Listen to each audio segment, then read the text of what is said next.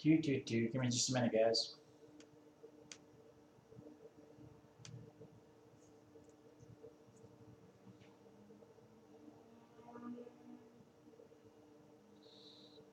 That's not helpful at all.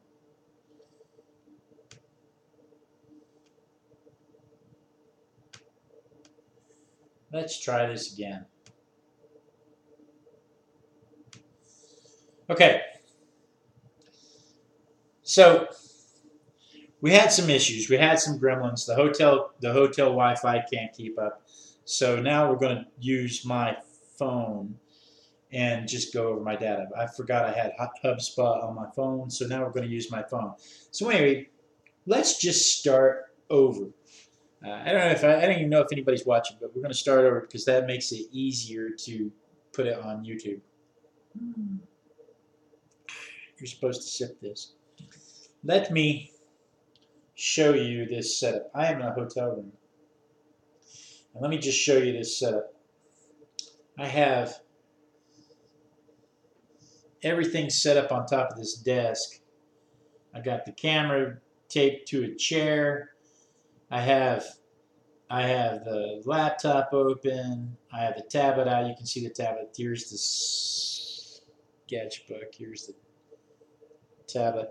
Anyway, I can't show you the whole room. I can't show you anything except what I can take a picture of and show you. I can, however, go back and forth like this. If you were here for the first part of this when we were trying to explain this, you're going to have to hear it again. If not, hopefully this will. If you're not aware, you're watching this on YouTube. We do this live on Ustream, and sure enough, there's gremlins, especially when you're trying to broadcast from a hotel room. I am in Oklahoma City this week. I am not broadcasting out of the studio in Houston because my dad's been in the hospital. My dad had surgery yesterday, and I came up here so that I could be here with my mom and my dad and help get him back home if they needed my help. It doesn't look like they're going to need my help. It looks like everything went very, very smoothly. He was up and moving around when I left the hotel room, so everything looks like it's going to be okay for them. But the surgery was he had to have surgery done on his vertebrae. He had some bone spurs on his vertebrae, and then he had some pinched discs and some smashed up discs from falling a year or so ago, and his whole left arm was just withering up because of these pinched nerves. And I mean literally withering, like when you pinch off a vine. His left arm was withering up. So the doctors figured out that it was a pinched nerve, and they figured out they had to do the surgery, and they cut here, and they pulled his throat over to the side so they could get to his spine. And they had to tie his shoulders back and pull them back away from his neck so that they could fit down in there. And it's a very painful thing. It's very, and I'm not telling you all this to be graphic, but when they took him into the operating room to talk him through the procedure and show him what was going to happen, there's this big metal table there with these leather straps and ratchets on there, and they're explaining to him that they're going to put him on this table, and they're going to put these straps around his shoulders, and they're going to ratchet him down and pull the shoulders away from his neck. And my mom kind of teared up a little bit. My dad grabbed her hand and said, "I know, sweethearts, it's just like our honeymoon." Oh, freaks don't fall far from the circus. So anyway, that's the reason I'm in Oklahoma City, and the kids are in Houston playing with their friends. It's Good Friday. Tomorrow's Good Friday, so they can stay up late tonight. They've gone out to eat Mexican food because they know I hate Mexican food. It's a great night for them to go out and do that when they don't have to worry about whether or not I'm going to have to have a sandwich later. And so they're having a good time. But I don't have my wife and kids with me. I don't have my mom with me because she's at the hospital with my dad. I don't have my son-in-law with me. I like my daughter's fiance rather. And I like having him there because he sings the songs and he drinks with me. He's my new BFF. I could have called my oldest son, but I think, yeah, he's if he's not already at work, he's going to work. So here we are in a hotel room, all by myself, all by myself. So I'm going to show you real quick what I've been doing. I didn't get kicked off of Ustream earlier when I tried to show it, so maybe I can get away with it again. I have been doing I think that's right. I think that's the actual proper way to say it. I have been doing these sketches. And I'm only going to show you, here's a whole book full of them. But I can't show them all to you because there's nudie drawings in there. And Ustream has a very strict no nudie policy. So instead, I'm just going to show you the ones I've done since class. And they're just gestures. They're just 1 minute gestures. And I've just been doing a bunch of them. I've been doing 20 a day. Well, the goal is 20 a day. Some days I only get 10, a minimum of 10. But the goal is to do 20 a day. And I just love doing them. And I feel like my proportions are really coming around, and I'm able to capture a figure very quickly. And I thought, well, how can I emulate that? How can I do that with faces? Because I'll tell you, I struggle with faces. Faces are one of those things that trying to get a face to look like somebody in particular has always been very difficult for me. Mostly because I just don't want to take the time to measure out the distances. I don't want to take the time to get it right. But more importantly, it's because I've really just shied away from doing faces most of the time. Most of the time, I just block in the face. I just draw the line for the eyes, nose, and the mouth, and I call it done. But I want to get better. I want to get better. I don't necessarily want to do photorealism. I don't necessarily want to draw and make it look like an individual person, but I do want to draw, make it look like an attractive face. And so a couple of nights ago, I started doing some 1 minute faces, and I think I've got some nice ones. They're not all horrid, but so now the goal is to try to do 10 to 20 of these a night.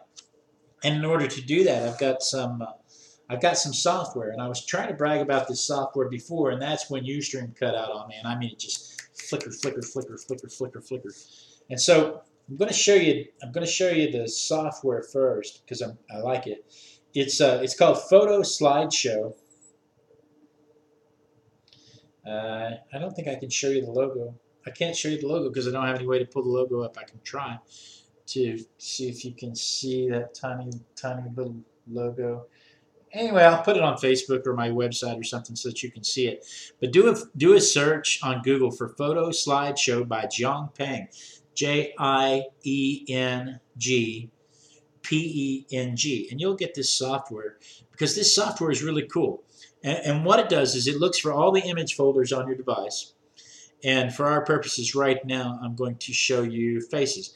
On my phone, I have 907 faces stored right there. And you can see, I don't know if you can see or not, but I have a check mark over here in this box. And so when I hit play, it will start playing. So there's a face. And that face will be there for 60 seconds. And it's a random face out of that folder. That face will be there for 60 seconds. Now, for expediency, I'm going to tap it and move on. And then another face will come up. But see, there's too much there. I need to crop that in. And then another face will come up. And then another face will come up. And it'll go as long as I want it to. And every 60 seconds, it'll just change out faces. And where does he get all these faces? You might ask. Anyway, it's really neat. It's really neat software. I really like the app, and I have it on all my devices that I want to do 1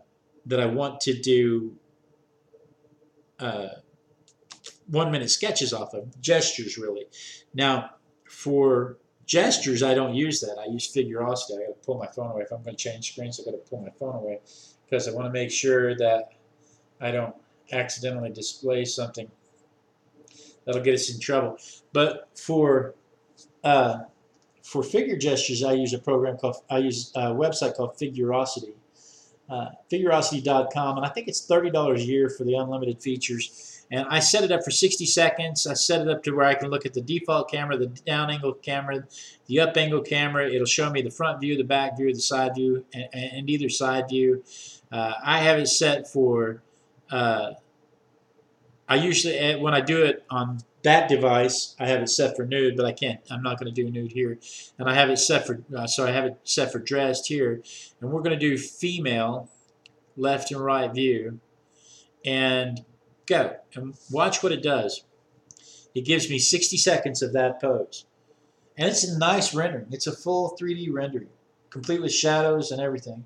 And it'll give me that pose for 60 seconds. And then 60 seconds later, it'll generate another random pose. And then 60 seconds later, it'll generate another random pose. And another. And another. And it's different models, different renderings, different body styles, dynamic poses, relaxed poses, a whole lot of different poses. So the Figurosity makes it easy to do the figures, but there's nothing. I couldn't find anything like that on faces. And that's when I remembered, this is kind of scattered, that's when I remembered the photo slideshow. And to get the faces for my photo slideshow, what I've been doing, I did download a bunch of them off the interwebs, but I have to go through and edit a bunch of them.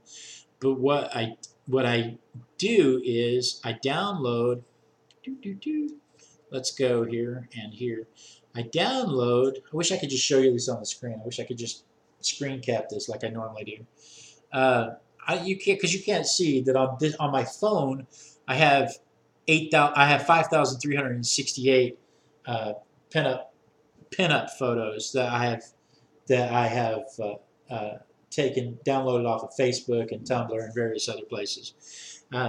Because I wanted because, well, it's an addiction, actually.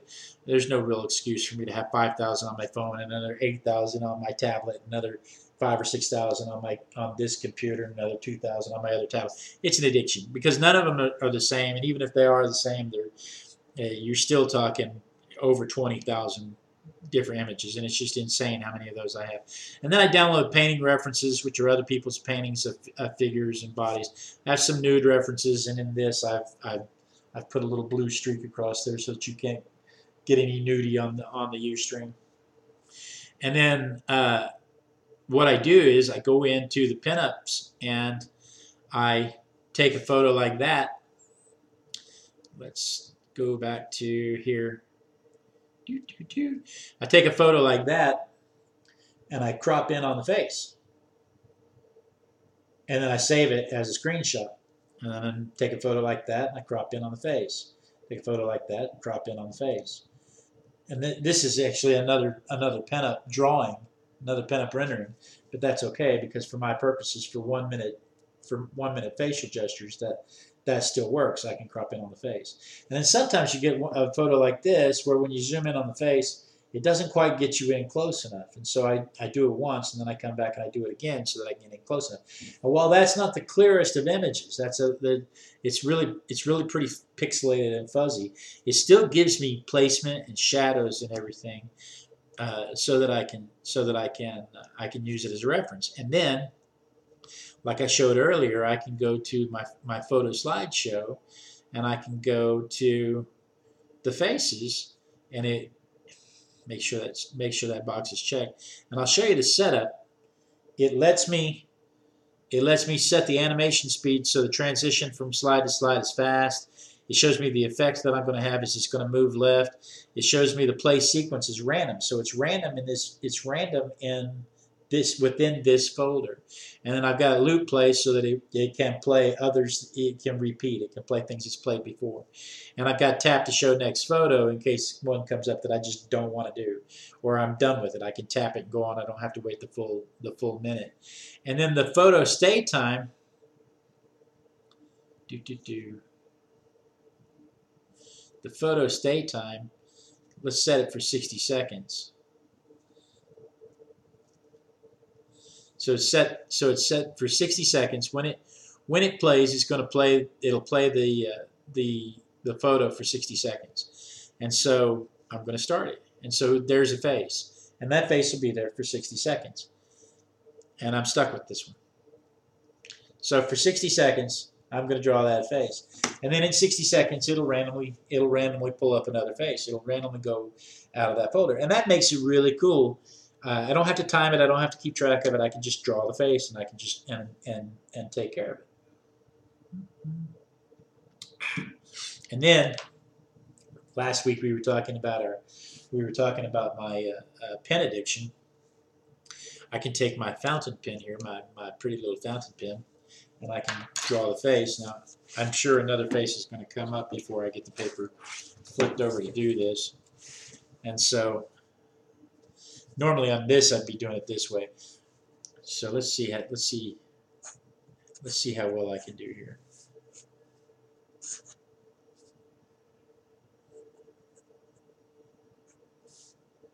Oh, it's gone. Let's just do another one.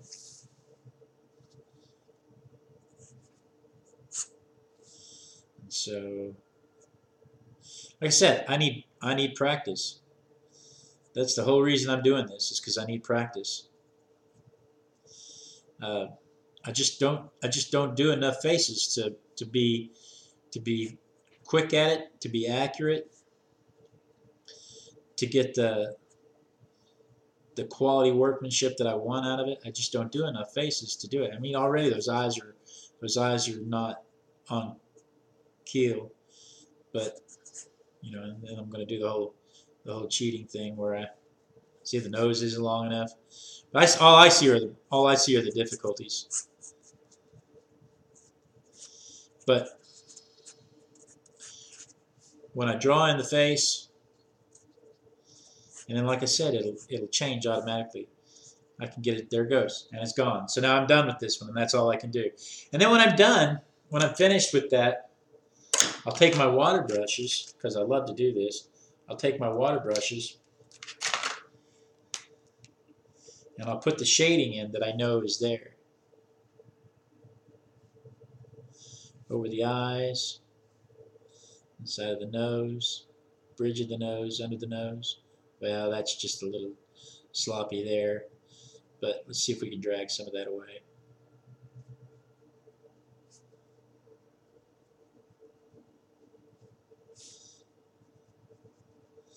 And so it's really kind of fun. But the way I'm doing it, I'm tied to a desk. I would love to take you back into that program and show you how many of those faces are gingers, but now that I'm sitting here thinking about it, I'm not sure how many of those faces aren't attached to boobs. So I got to thinking, you know, how do I do this if I'm going to be at an airport, if I'm going to be stopped because I'm traveling, right? So what do I do? Because I don't want to do this is sliding off, and once I draw over here, I've got to move the phone over there, and I've got to move the phone around. So I'm trying to figure this out, how I can do this without losing everything. And that's when it strikes me that what I need is a way to mount everything, and it needs to be small, and it needs to fit in my hands, because you know I'm into that kind of stuff where I've got a book of some kind that has all the modifications to it. Feel free to ask any questions in chat. I know I've only got 2 viewers. It's so sad. I attribute that to all of the issues that I've had setting up, though. And so my phone, when I mount this in my car, I have this steel plate in the back of my phone case that I put in there, and that allows me to mount it to the car mount. There's a magnet in my car mount, and I just stick that on there, and it mounts to my car mount, right? So I thought, well, I wonder what kind of magnet you need to make that work. And so I went to Lowe's, and I found this pretty strong magnet. It comes in a set of 2 for about $5. And I found that magnet, and I said, well, okay, well, that's pretty cool. I mean, it's holding that. You can't see, but it's holding that phone. That phone is going to slide off, though, but it is holding that. It is holding the phone on the magnet.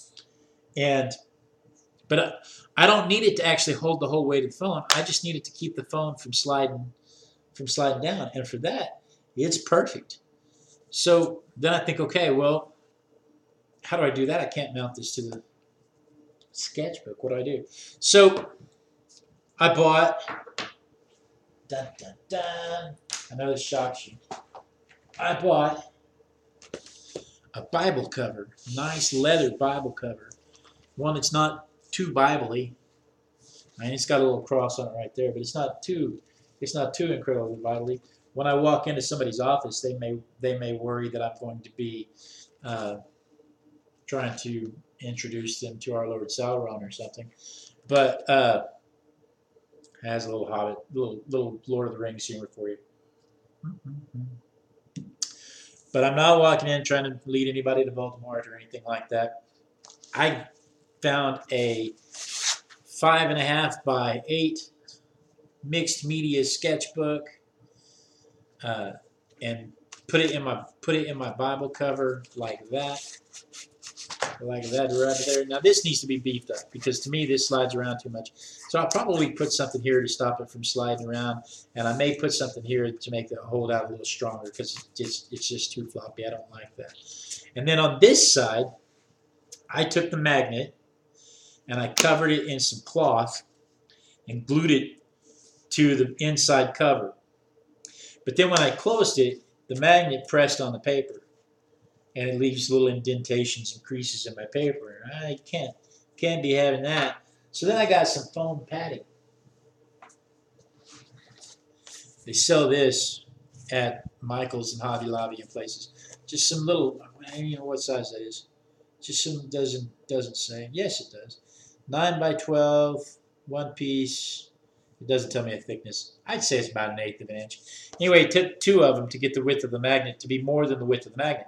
And because it's more than the width of the magnet, when I close it, the magnet doesn't press into the paper because the foam keeps it separated. Now, the only other modification I'm going to make to this side is I'm going to take a piece of this foam and I'm going to cut out a hole for the foam.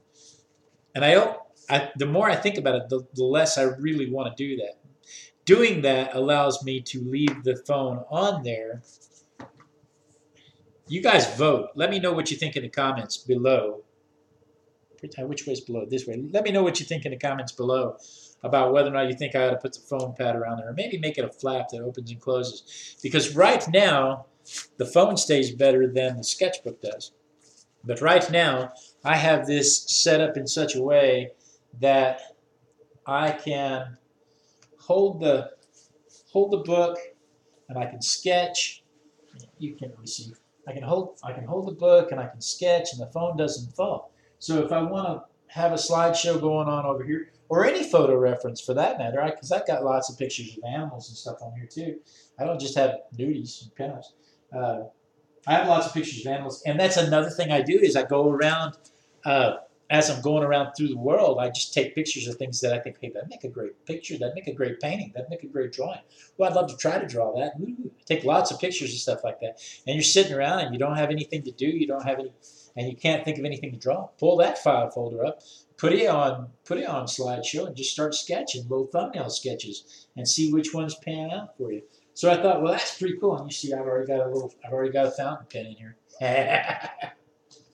So I thought that was pretty cool, and it had a pocket back here that I could put ideas and stuff in. I'm going to add another pen holder so that I can put a water brush in there. And again, I'm going to beef this side up. Let's go back to the other camera.